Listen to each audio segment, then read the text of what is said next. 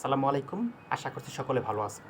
আজকে আপনাদেরকে একটি পার্সোনাল ল্যান্ড সম্পর্কে একটি ধারণা দেব।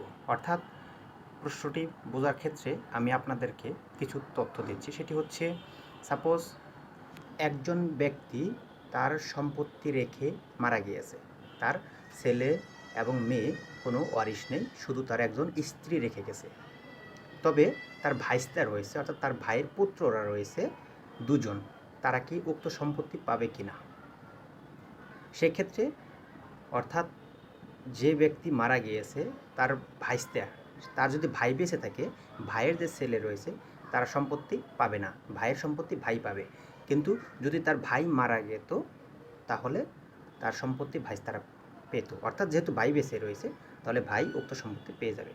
আপনাদেরকে সাপোজ বোঝার সুবিধার্থে আমি একটি উদাহরণস্বরূপ দিচ্ছি। এক ব্যক্তি 10% জমি রেখে মারা গিয়েছে।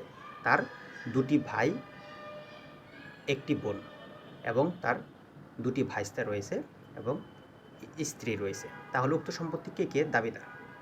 উক্ত সম্পত্তি 10% সম্পত্তির মধ্যে মুসলিম পারিবারিক আইন অনুসারে সেই 10% সম্পত্তির মধ্যে তার যে দুটি ভাই বেঁচে রয়েছে সেই দুটি ভাই পাবে 6%। 3 করে 6, দুইজনে 6% পাবে। আর যে তার স্ত্রী রয়েছে 2.5% পাবে এবং তার যে বোন রয়েছে সে পাবে 1.5%, অর্থাৎ 10%।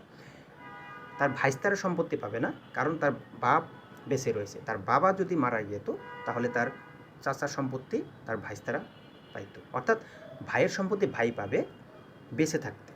ঠিক আছে? আশা করি সকলে বুঝতে পেরেছেন। কেউ বুঝতে না পারলে কমেন্ট করবেন।